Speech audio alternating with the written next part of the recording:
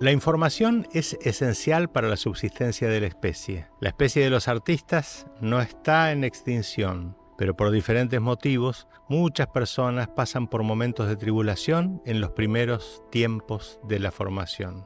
Sé, porque lo he vivido, que la experiencia de otros puede ser una referencia luminosa. La sensibilidad y la propia identidad cultural son motores fundamentales. La convicción en lo que uno es y en el propio camino y en los propios intereses. Por eso hablamos con artistas de trayectoria, de mucho tiempo de trabajo, porque creemos que son nuestros referentes y creemos más en los testimonios que en los maestros. Mucha alegría. Muchas gracias por invitarme. Por favor.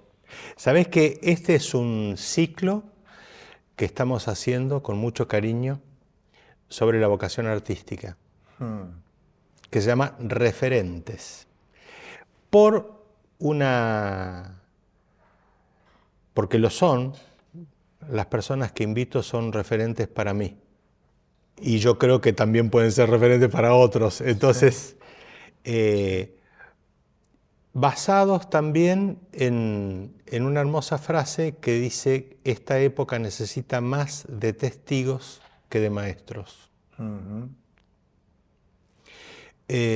Entonces, armamos este podcast con entrevistas pensando justamente en eso. Con vos, haciendo un poco de memoria, hicimos algo alguna vez, Sí. la primera vez en lado B. Así es, sí.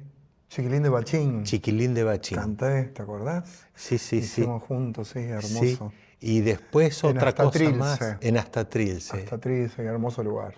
Sí, sí, sí. Fue una hermosa ¿Cómo iniciativa sonaba esa orquesta? de Ale Palacio. Sí, Así fue. sí. Sí, fue hermoso. Hermoso. Y bueno, más allá de tu carrerón, de tu talento, sos actor, sos cantante, has Curioso. protagonizado, Curioso.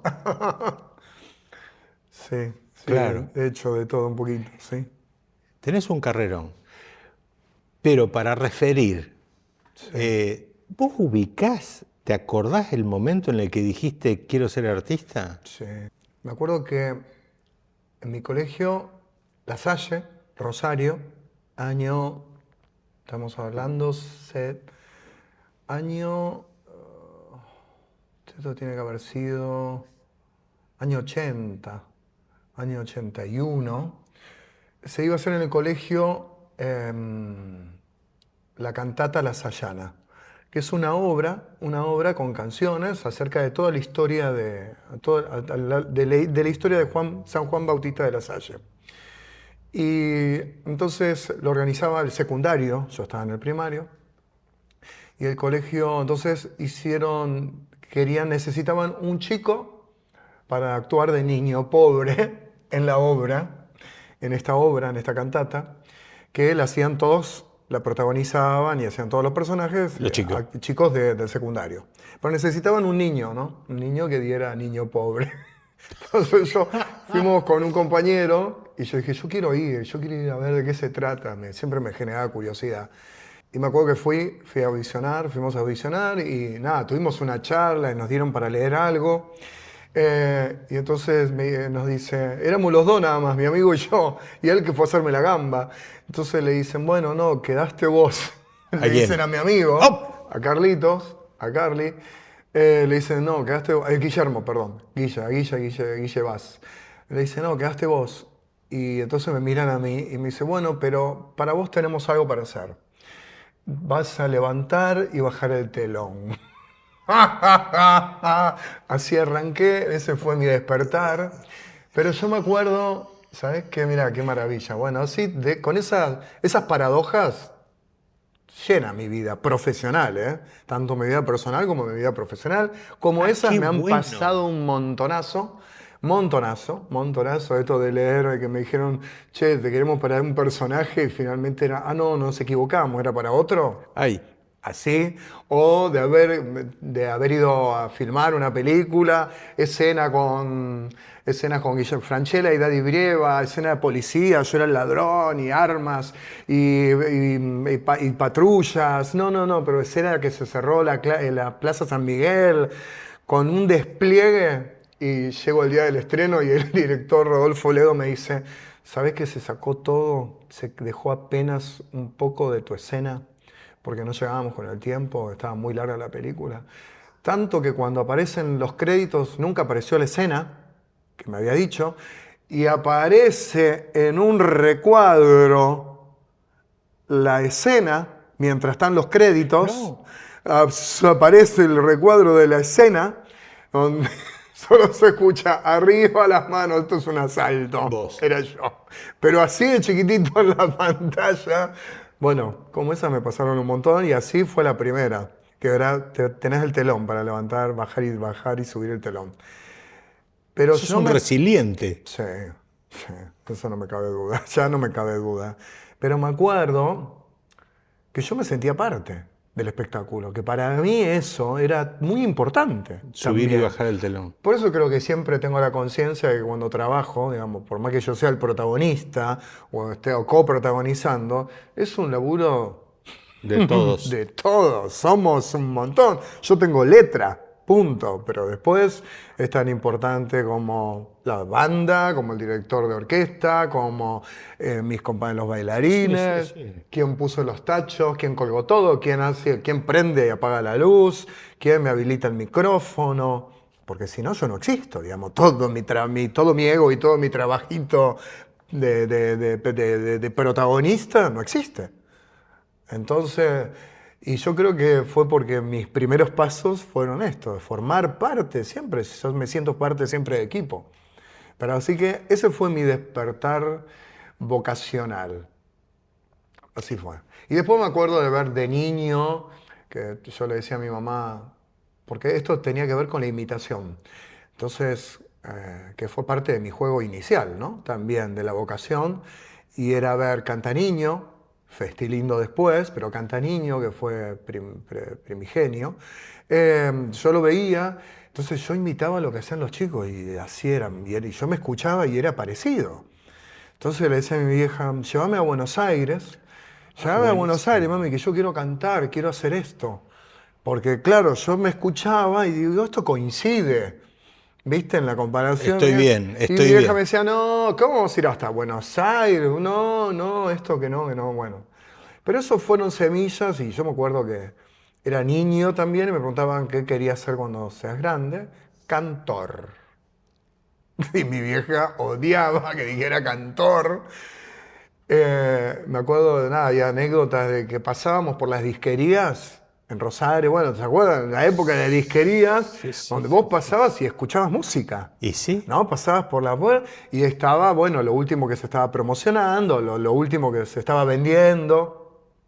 Y yo era pasar por las disquerías y era quedarme al lado del parlante, escuchando, tarareando y bailando. Y mi vieja, vamos, vení. O me quería meter a llegar a ver. Siempre, eso siempre era. Así que la música... También de esto debo decir que la responsabilidad, porque en mis casas se escuchaba mucha música, se escuchaba de todo. De todo, podíamos saltar desde la Filarmónica de Londres a los Chalchaleros. De los Chalchaleros, Mercedes Sosa. Una Serrat, vez me dijiste Nino Sandro, Bravo. Nino Bravo, Estela Raval, Tucu Tucu, Ray Conniff, Edigo Bromé. Nada, se escuchaba de todo. Bueno, mis viejos se regalaban música, ¿sabes que se regalaban discos? Se usaba mucho. Se usaba, ¿no? Era Bueno, algo pero no todo el mundo. Bueno, para mis viejos se regalaban, inclusive, a veces se regalaban el chiquito que era una canción y era de amor, simple. por ahí el simple, que era alguna nueva canción de, nada, mi vieja amaba a Sandro, amaba a Serrat. Bueno, siempre había algo, bueno, ya cuando empezó el cassette. Pero nosotros tenemos una colección de discos impresionante que tenía que ver que fueron siempre regalos familiares. Después, bueno, nada, después podemos pasar de ahí de Genesis a Michael Claro, Jackson, claro. a todos los, ¿no? A todos más, los más contemporáneos, que también era mi viejo el que me traía, tomá, Alan Parsons Project, Pink Floyd, Beatles. Empecé a escuchar, claro, en casa se escuchaba, siempre había Mucho. música. Combinado, que era Claro. el mueble, ese mueble maravilloso que para mí eso era mi, podría decir, mi lámpara de Aladín, de alguna manera. Tal cual. Porque yo, inclusive lo teníamos, en un momento estaba en el comedor, pero después mis viejos lo pusieron porque no era tan moderno. Entonces pasó el grabador, pero el combinado quedó en una habitación que yo la tenía Perfecto. para... Yo iba a jugar, Quedó para vos. quedó un poco para mí, no era mi habitación, pero era una habitación donde estaba el combinado y ahí yo ponía los discos y ahí armaba coreografías y ahí jugaba con ABBA. Genial. Y ahí jugaba con ABBA. Por eso para mí hoy es maravillosa la vida. Como a mí, bueno, como estas como paradojas también me han sucedido cosas de cierre, cosas de validar de otra manera, cosas que me habían pasado en la infancia con la música y que ahora me suceden profesionalmente. En aquel momento era de un lugar vocacional y de un lugar de ilusión y de un lugar de sueños y que después, bueno, después se manifestaron y se hicieron concretos y sucedieron, como de ver a Baglietto en el anfiteatro de Rosario con Fito Páez y mirándolo gratis, porque no tenía un mango para pagar la entrada, viéndolo gratis, decir un día me gustaría cantar con Baglietto. Bueno, hice Principito 20 y pico de años después, ¿no? Pero bueno, así un montón de situaciones sucedieron, como ahora que aparece ABBA después de casi 40 años, que, bueno, Waterloo cumplió 50 años el año pasado. Y prácticamente, bueno, yo del año 78 que escucho ABBA, estamos hablando, pasaron muchos años, no vamos a hacer la cuenta, pasaron muchos años realmente, sí, 40, casi 40 años, donde ahora estoy cantando esas canciones, Es genial. protagonizando una historia con esas canciones. Y yo me acuerdo que yo ponía el disco, mirá si yo lo hubiera monetizado en aquel momento, y yo ponía esas canciones y para mí eran tan teatrales que yo las actuaba. Yo las actuaba en mi habitación. Yo me acuerdo que ponía unos muñecos, armaba unos muñecos y armaba la escena. Y a veces con mis vecinos armábamos. Pero yo me acuerdo de Winner Takes It All, la del ganador, que para mí era la más teatral de todas. Y había algo que era como una escena. Y digo, mirá, qué loco, ¿no? Que eso, hace 25 años que cumplió Mamma Mía, se escribió Mamma Mía, se estrenó Mamma Mía. Mirá, había algo en mi instinto que para ¿Qué mí eso veías? era teatral. Eran canciones teatrales. Que yo en ese momento todavía no sabía de que existía el teatro musical. Te estoy hablando de niño. Niño. Un niño.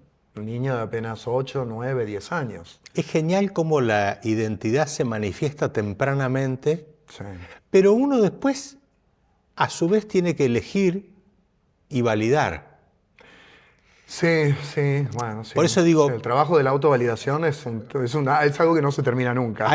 Bueno, Una tarea a eso de trabajo de personal que no se termina a eso nunca. me refiero. ¿Verdad? En algún momento vos decidís ser consecuente con este... Viste que vocación tiene dos acepciones posibles, que es que no se termina de definir si es que me llaman o acudo. Sí. Sí. Escucho algo o me llaman, pero la cuestión es que uno de alguna manera empieza la vida artística. Sí. Y uno dice, bueno, voy por acá. Sí. Ese momento es más en la juventud. ¿Cómo decidiste en un momento decir, bueno, voy para este lado? Yo actué y fui haciendo elecciones tímidas, pero decididas, ¿no? Porque en mi casa, bueno, no es, sin embargo, Fuiste dando los pasos de a uno, digamos. Sí, y yo sabía que en mi casa la mirada era mientras era, digamos, el teatro, la música, con todas sus manifestaciones, nos gustaba ir a ver. Una cosa ir a ver, a escuchar. y otra cosa que yo me dedicara a eso, ¿no? Porque cuando yo manifesté esto, de que ponele, de decirle que me lleve a Cantaniño, ya había un no. Después que yo pedí, dije que quería estudiar canto, no, ¿para qué? Entonces después empecé a cantar en un coro, en el conjunto Ars Nova, que dirigía Miguel Ángel Solaña, Sí. porque ese era mi maestro de música. Ah, Entonces yo en buenísimo. el secundario, en primer año, lo tuve, en primer y segundo año. Entonces hablo con Miguel, que es un tipo muy parco, Miguel, muy parco, pero me acuerdo que le dije, mire, profe, yo quiero cantar y quisiera estudiar para cantar. Entonces me dice, no, acá en Rosario, en esos años, estamos hablando año 84, me dice, no, acá hay algunos maestros de lírico, pero me dijo, no, no te vas a meter en eso. Me dijo, pero si querés, lo que te puedo proponer es que yo tengo un coro, claro, después no sabía lo En grosos la que que te eran en metías, la que me claro. metían, porque bueno, Rosario era Pro Música y Ars Nova, eran dos coros, fueron dos coros Sí, muy sí, sí, sí. importantes. Pro Música era más popular, más de mayor prensa y demás.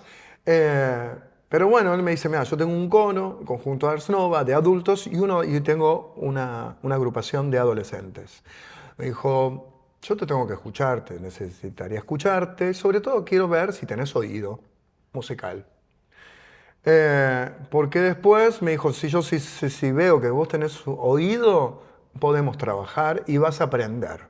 Vas a aprender en el coro. Bueno, me acuerdo que fui al estudio, a donde ensayaba el conjunto Ars Nova, y ahí vi la foto y dije, ah, esto es grosso. Yo era ignorante, no los conocía en ese momento. Y bueno, bueno, me escuchó, me acuerdo que me escuchó, hicimos una escala, me acuerdo que me dijo, a ver, canta algo que sepas, que te acuerdes, y me acuerdo que canté algo que cantaba en el coro del colegio, porque yo sí ya cantaba un poquito, tímidamente, que siempre era, bueno, a ver, en clase en el primario, ¿quién quiere? Era yo, me ponía, entonces cantaba, pero siempre de metido. Bueno, nada, me escucha y me dice, mira, tengo una vacante de tenor, pero en el coro de adultos. Yo tenía Ah, 14 años, ah. pero en el coro de ¿Y el adultos. cambio? Entonces me ¿Ya lo dice, habías hecho? yo ya lo había hecho, sí, se ve que ya lo había hecho. Tengo una vacante en el coro de adultos de tenor. Vas a estar a prueba 3 semanas. Vamos a ver. Y después te digo cómo seguimos. Si te paso al de adolescente o seguís en el de adultos.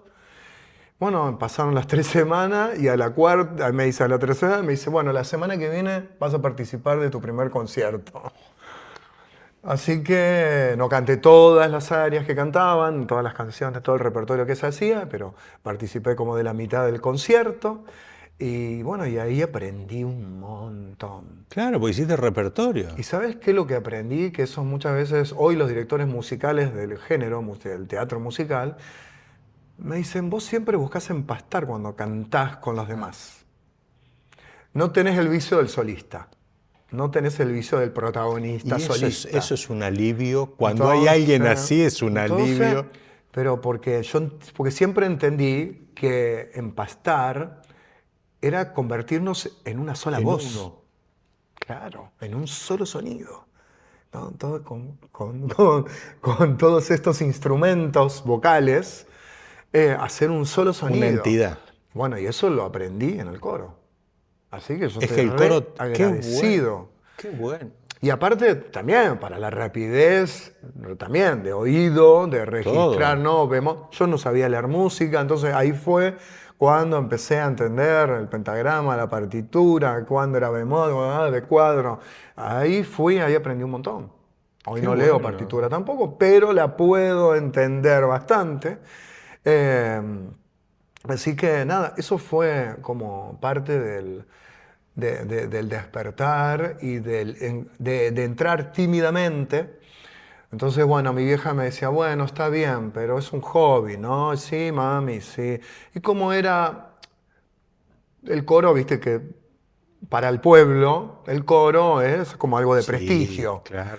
¿no? Para el que dirán. Porque para el que dirán en el pueblo es muy importante. Rosario era un pueblo y sigue siendo un pueblo también, un poco, ¿no? En este tipo de Sí, cosas, en sí, el que sí, sí, sí, dirán. sí.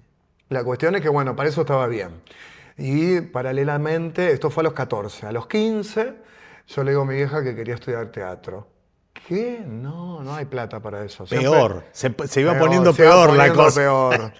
Y echa la ley, echa la trampa, escucho por la radio que dicen taller de actuación, taller de actuación para adolescentes gratuito Chao. en la Sala Labardén con Gladys Temporelli y Norberto Campos. Gladys Temporelli es la mamá de Celeste Campos, no sé si la conocés, pero bueno, Gladys Temporelli en Rosario en aquel momento. Me suena todavía mucho no, Temporelli. Pero Temporelli, bueno, los Temporelli, Gladys se convirtió en una gran maestra de un montón de actores, sigue teniendo una escuela maravillosa también allá en Rosario. Ha sido, nada, ella ha promovido, digamos, un montón de actores rosarinos. Después de mí, Ahí ya que hablas de los 90. Y ahí estamos hablando, sí, claro. Comienzo de los 90. No, 80. No, 80. Y esto fue 86. Sí, claro, 86, 87, por ahí. 86, 87. Y bueno, y ahí empecé. Porque vos sabés que yo laburé en la Sinfónica Rosario. Yo fui asistente de Sorsi 3 años. Mira. Y me acuerdo que había una escuela de teatro musical.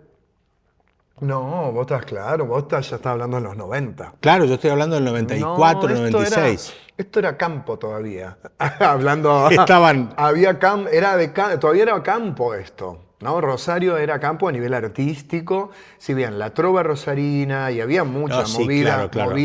Pero el teatro cultural. musical estaría. No, el teatro musical, pues, bueno, yo participé. Esto fue después de Gladys, yo entro a trabajar con otros directores, Lauro Campos, Emi Reidó, que tenían una escuela, y ellos empezaron, mira, esto es otra de las maravillosas cosas que me sucedieron en la vida, que la cuento porque también es como constelar, ¿no? Para mí ha sido constelar la misma situación 10 años después, y esto también fue, después de esto que me costó un año de mentirle a mi vieja, de decirle que iba a gimnasia, que iba al club. Porque lo hiciste igual. Lo hice igual, a escondida. Perfecto. Y le dije que era la muestra, el día de la muestra le dije que era un concierto del coro. Y vino y vio tanto de mis compañeros que no entendió nada. Fue, qué raro que vinieron los compañeros, un concierto de coro. Y se abre el telón y el primer personaje que aparecía era yo, que hacía un portero. Hoy hablábamos después del encargado, podemos hablar del encargado. Pero era un portero que era un chanta, justamente tiene un poco que ver, que era un chanta. Bueno, ese fue mi debut teatral y ahí nada, ahí empezó una puja con mi vieja, con mi vieja de que bueno, que sea un hobby, que no te distraiga del estudio. Y yo, bueno, ya en ese momento decía que iba a estudiar medicina, que después estudié 3 años. Pero bueno, entendés que yo fui tomando decisiones. Y fui por eso decís tímidamente, ahora te entiendo, por eso decís tímidamente, porque fuiste entrando por la orilla, Claro, yo no fui y dije, no, mami, me voy a inscribir en la Escuela Nacional de Arte o me voy a Buenos Aires No, yo fui así, ¿viste? Fue así mi camino. Qué interesante. Fue así mi camino. Y bueno, con Lauro Campos, de esto después de haber hecho lo de Gladys, entro a estudiar en la escuela de este otro director, donde él decide hacer un musical, que se llamaba El Tutú. Lo había escrito él, y esto tenía que ver con las vicisitudes de un tipo que se metía en un plan para comprar un auto. Y todo lo que le pasaba, hasta que finalmente lo volvían loco, ¿no? Terminaba loco, nunca tenía el auto. ¿Te acordás que en los años 70 y 80 tener el rombo? ¿Te acordás del rombo? Sí, bueno, sí. Me hacía acordar al papá de Mafalda, que tenía el 13B. Claro, bueno, esto se metía en una rueda que era prácticamente una estafa legalizada, ¿no? Y todo lo que le pasaba al tipo hasta que finalmente hipotecaba su casa para comprar el auto y perdía la casa y perdía todo. El tipo terminaba loco, bueno. Era muy linda la historia. Las canciones que se usaban eran muchas canciones de cabaret. De cabaret, claramente, del cabaret de Liza Minnelli. Y se habían hecho pistas, entonces nosotros las grabamos en un estudio. Se cambiaron las letras que tenían que ver con la historia que se estaba contando acá, con el tutú. ¿Qué personaje me toca hacer? Me dice, mirá, yo me inspiré en un personaje que hay en Cabaret, vos vas a ser el hilo conductor, como una especie de presentador. Me dijo, yo quiero que vos veas esta película. Una piel de gallina. Yo quiero que veas esta película. ¿Qué edad tenías? VHS. ¿15? ¿16? Tenía 16, 17 años. Sí. Yo quiero que mires esta película y ahí yo me acuerdo que vi Cabaret. Y No, dije, se te ve partido la cabeza. ¿what? Y este tipo era este personaje que me tocaba hacer, claramente hacía la apertura, entraba, presentaba los personajes y después entraba y salía en la historia como el MC, como, ¿no? Como el maestro de ceremonias de cabaret, exactamente. Y más, cantaba Maybe Distant en algún momento, un pedacito, después lo seguía otra chica. Nada, se usaban esas mismas canciones, pero la referencia fue esa, ¿no? Cabaret. Por eso, ¿viste? Y esto sucedió después a nivel profesional. eh, En calle Corriente. y otorgándome la posibilidad de nada, de consagrar, de la consagración, ponele, de que ahí me vio todo el mundo, de que ahí nada, me descubrieron. Y eso pasaron un montón de años, ¿no? Un montón de años, eso fue en el 2007. Así que 2007, imagínate que esto fue en el 87, 20 años. Sí. Así Pero que a mí ahí me pasan así las cosas un poquito, ¿viste? Vuelve es a una aparecer maravilla. y se vuelve a resignificar la vocación, porque estas En canciones, otro esta estadio. música, en otro estadio, porque a mí me hace volver a ver cuándo empezó, cuándo se despertó, en qué contexto, con qué herramientas, y después veo todo lo que pasó después para llegar hoy a hacerlo, Parece que hubiera un guión de prepararte, de de entrenarte. entrenarme. Así fue, Pero así fue. vos sabés que la próxima pregunta era, ¿cómo te diste cuenta que tenías algo para decir y qué era ese algo? Sí, Y cuando me contás este primer papel en Cabaret, sí.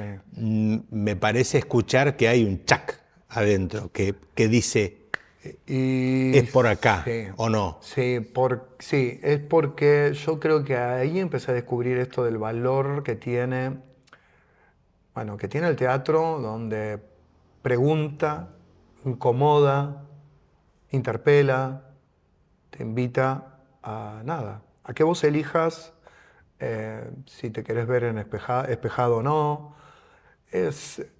Ir al teatro es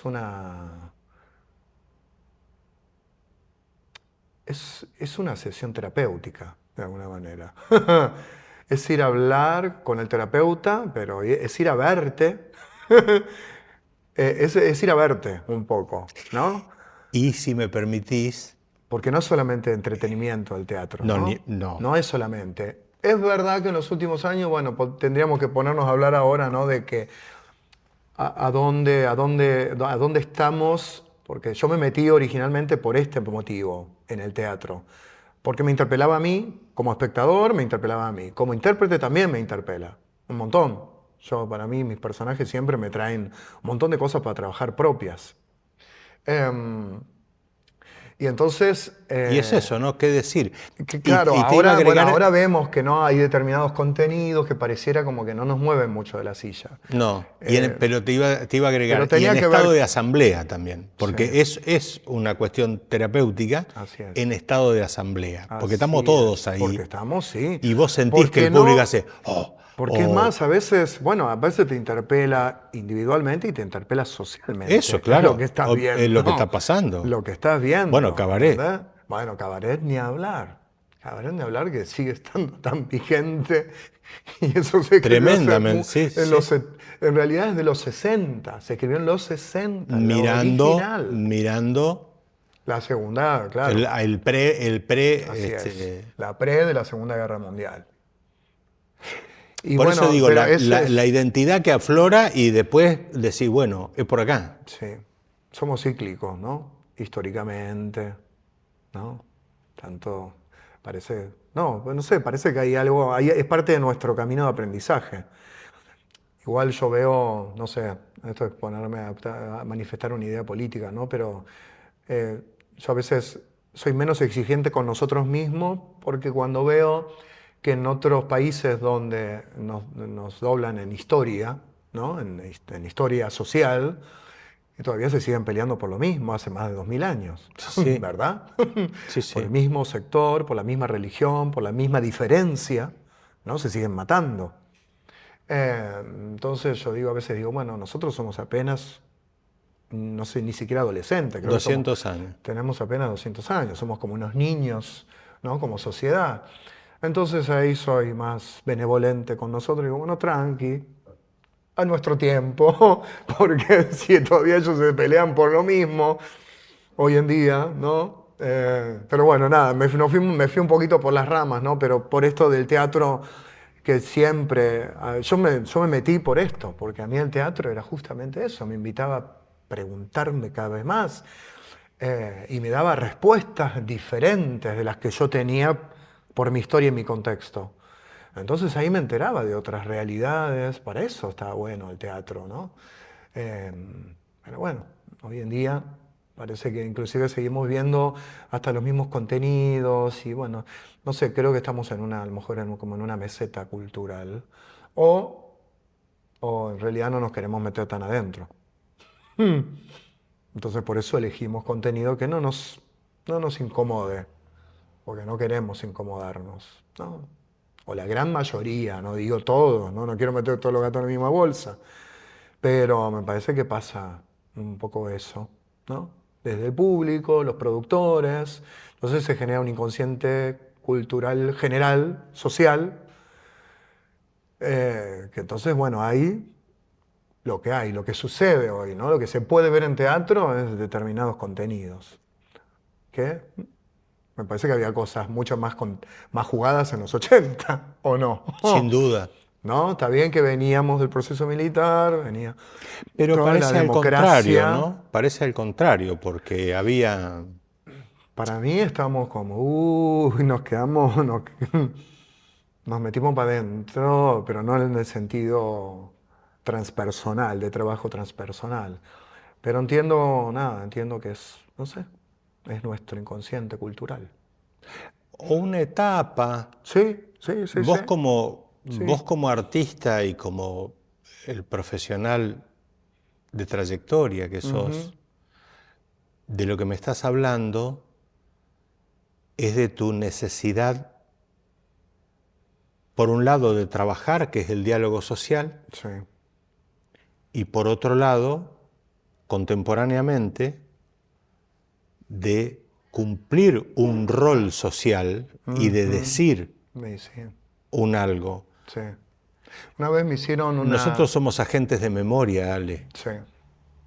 Bueno, en mi carta astral, aparezco como mensajero, ¿no? Es como mi misión en esta vida. Así que es como la misión en esta vida. Así que yo creo, por más que a veces tengo, nada, mis dudas, porque en esto también la duda forma parte del proceso de autovalidación, es la rueda también. A veces dudo, claramente, sucede. A veces me enojo, a veces me da alegría, a veces me da orgullo, digamos, un montón de emociones me transcurren durante la vida, profesionalmente hablando. Y bueno, para que me perdí. No, es que es Eh, eso. Te hicieron la carta astral y Me sos el hicieron la carta mensajero. astral y Y sí, me dudás. parece. Sí, a veces dudo, digo, ¿será este? ¿Será este? ¿Los mensajes que tengo que dar? ¿Es por acá? Entonces, bueno, pero en algún punto también, ya también como ejercicio, confío, ¿no? Confío en algo de protección, yo me siento siempre acompañado, no me siento solo. Eh, y esto lo hablo espiritualmente, ¿no? Sí, sí. Lo digo espiritualmente hablando. Entonces siempre confío en que, bueno, es por acá. Yo veo señales concretas, que a veces hay cosas que se traban y no suceden y tenían que suceder otras a nivel profesional, a nivel contratos, por ejemplo, proyectos que yo quería hacer y no sucede ese, sucede otro y ahí después entiendo por qué sucede el otro y por qué me toca ese grupo humano, para contar esta historia y por qué me toca ese personaje. Ahí empiezo a entender y ahí nada, ahí me doy cuenta que estas son las señales, por dónde tengo que ir. ¿no? Entonces, hace unos años, después de haber estado en Costa Rica, un día haciendo una excursión, un guía turístico, turístico, me subo a un gomón y era para ir por unos rápidos, ¿no? Individualmente, eh, para transitar a una velocidad. Entonces el tipo me dice, subite, agárrate y dejate llevar por la corriente, porque el agua sabe a dónde te va a llevar y dónde te tiene que llevar. Esto fue lo que me dijo. Un montón. Y yo dije, ¿y este hombre qué me está diciendo? ¿De dónde salió? No. Pero tenía que ver con la excursión, Sí, claramente. sí, sí, vos estabas ahí en el común. Pero si yo estaba disponible para escucharlo más allá, ¿no?, de la indicación turística, y me acuerdo que inmediatamente, yo claro, me senté, yo me puse de frente a la corriente, para que me lleve la corriente hacia adelante, inmediatamente el agua me dio vuelta y me llevó, empezó a llevar hacia atrás, y yo quería resistirme, e inmediatamente me golpeé. Y dije, No. Alejandro, acá es esto lo que tenemos que entender, que no hay que resistir en la dirección en la que te lleva la corriente, que hoy te está llevando la corriente, hacia dónde, porque es por donde el agua dice, es por donde la corriente sabe dónde está mi aprendizaje, mi camino, con quiénes me tengo que cruzar, con qué rocas me voy a golpear, ¿no? Claramente, dónde voy a descansar, dónde será veloz, dónde será tranquilo, ¿no? Porque ahí en esos cambios suceden cosas. Y hoy me doy cuenta que frente a los cambios también he tenido que trabajar la tolerancia y la flexibilidad a los cambios. Hoy me considero mucho más flexible que hace 10 años atrás. Pero eso fue todo un laburo personal. Y eso está también aplicado para mi vida, porque yo no soy solamente mi trabajo, y después para lo profesional también. Un montón, todo el tiempo hay cambios, me propone cambios. Y ahí, ¿a dónde tengo la cintura?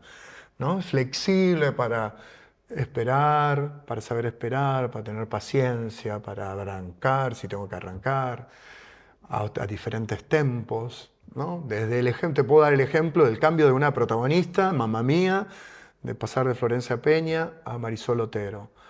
Y yo pensé que eso iba a ser nada, que iba a ser yo generé una expectativa que iba a ser de una manera.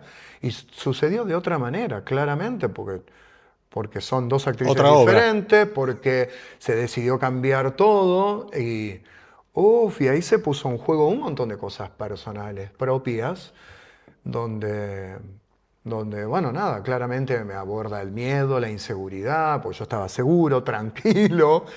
Y bueno, esto es parte de la corriente, ¿no? Aún en un mismo proyecto, y nada, eso me entrenó la cintura, y hoy estoy disfrutando del proceso diferente con Marisol. Pero eso fue un aprendizaje para mi maravilla. mochilita, para mi mochila como intérprete, como mensajero. Vos sabés También. que una de las cosas Y mi Sam no es el mismo con Flor, sin que duda. que es con Marisol. Y eso estuvo bueno Otra vez también. habla de las constelaciones de alguna manera. Y claramente, así es, así es. Estaba pensando que cuando te pensé como un referente, te lo voy a contar ahora. Una vez nos veíamos para no sé qué ensayo en el estudio, Sí. y yo fui a abrirte y vos venías agobiado. Y te digo, Alejandro, ¿estás bien?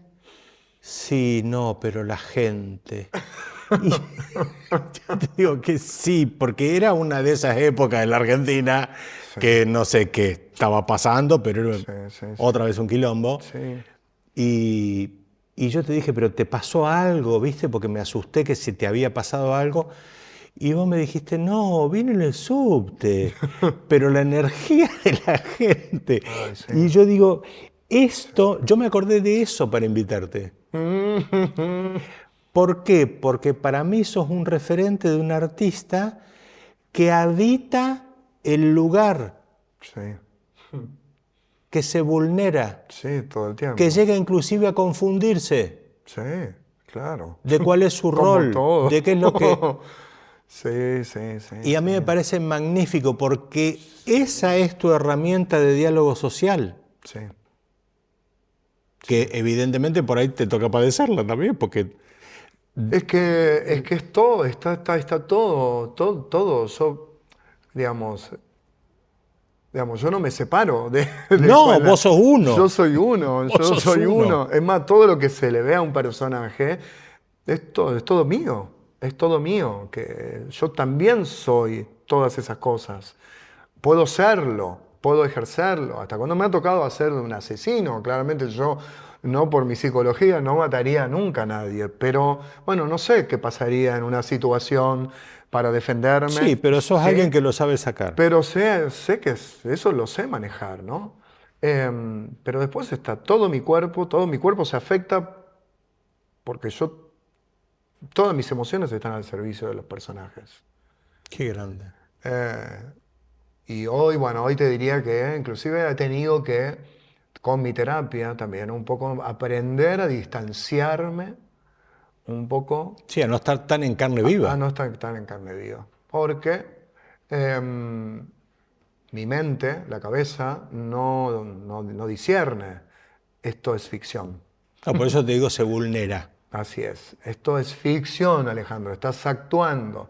La tristeza, a mí cuando me sucede la tristeza y la angustia, se angustia mi cuerpo, se angustia mi cuerpo, se Sí, se angustia lo cree tu mi cuerpo. sistema digestivo y por eso me llevó a una gastritis, a esofagitis, que después me trajo problemas vocales. Eh, pero esto tenía que ver con, bueno, con todo lo que yo involucro. Para mí, pero bueno, nada, también me tengo que cuidar. Entonces también hay otras maneras de actuar. Entonces empecé a buscar otras alternativas que también sean saludables. Tal cual. Saludables. Porque esto en el conservatorio y ningún maestro tampoco te enseña a No, es que cuidarte. es tabú esto. Esto también es Esto que vos tabú. estás hablando es tabú. Y esto tiene que ver con la salud mental. Absolutamente. Yo me acuerdo de haberlo escuchado Balcón alguna vez, donde contó, donde se vulneró, contaba que esto, ¿no? Que él estaba preocupado en un momento, no me acuerdo qué personaje era que estaba haciendo, pero nada, que le estaba afectando su vida personal. Hacer todos los días Esto. ese personaje, ¿no? Y bueno, entonces, bueno, también, digamos, yo soy actor, trabajo de eso, pero también, nada, tengo una vida. Y entonces, bueno, nada, esto también. Hay un trabajo en aprender el Sí. rol Y del Halcón me trabajo. acuerdo que era grande ya cuando se estaba planteando esto, ¿es Claro, verdad? ¿no? Es Porque que, esto porque no te lo enseña ningún maestro, no tenemos asesoramiento psicológico en los, por ejemplo, nada. me acuerdo que Gandolfo a nosotros nos decía que sí, que teníamos que hacer terapia, que era obligación de un actor hacer terapia. Pero, ¿por qué era? No era esto para cuidarse, sino era para conocerte más y en Claro. la medida que te conozcas, él decía, cuanto más usted se conozca, mejor actor será. Claro, pero el tabú quedaba Pero era, afuera. claro, pero era para poner al servicio de la construcción. ¿A costa de qué? ¿De tu salud? Eso no estaba. Eso no me lo dijo Carlos, Yo ¿no? creo que hay dos tabúes, que Es son más, bueno, Carlos se murió teniendo un cáncer de garganta, digamos, tuvo un cáncer, de lo que... ¿no? Pero bueno, pero a lo mejor nada, él no lo aprendió. Bueno, no sé, no me voy a poner a No, no, no, justamente a no, hablar pero del. uno Él fue un labura con lo gran que a uno le maestro, toca. fue un gran Sin maestro, duda. pero yo creo que, por ejemplo, hoy estamos subestimando demasiado cómo cala si es saludable o no nuestra profesión a nivel mental, Sí, sí. ¿no? Son los dos tabúes para mí. ¿De qué vas a A nivel vivir? mental y a nivel físico, ¿De qué porque vas a vivir y claramente. cómo y qué vas a hacer con tu locura? Porque Así todos es, nosotros tenemos, así nos es, alimentamos de eso. La creatividad se alimenta así es. de esa hipersensibilidad Ujú. que hay que aprender a manejar y Sí, que extrañamente no forma parte de lo dicho. no. no se lo no, habla. no Por se eso habla. es tan importante. No se habla. Esto que vos estás diciendo, No se Ale, habla. es uno de los ejes medulares de por qué yo hago el podcast. Sí, está muy bien. ¿Por qué? Porque veo mucho ataque de pánico, mucho brote psicótico. Sí, claro. ¿Me entendés? Sí, claro. Hay que decirlo claramente. ¿Por qué? Y porque no estamos, viste, los pibes sin querer tapan la valvulita de la olla a presión. Sí, pues aparte, digamos, bueno, hoy muchas veces, bueno, la prioridad es mantener tus gastos, mantener tu comida, tu techo, ¿no? Lo Sí, básico. sí. Tu comida y tu techo. Y claro, pero el resto. No, y aparte, ¿con qué? ¿Y con qué? Sí. Yo estoy, digamos, yo me considero en este momento, soy un agradecido de la situación laboral que tengo y un agradecido porque, bueno, también encontré personas que me enseñaron a cuidarme y que me están enseñando también a cuidarme. Qué bien. A cuidarme físicamente, psiquiátricamente, psicológicamente. Y por eso te hablo de constelaciones y de registros, te puedo hablar de registros akáshicos, de astrología.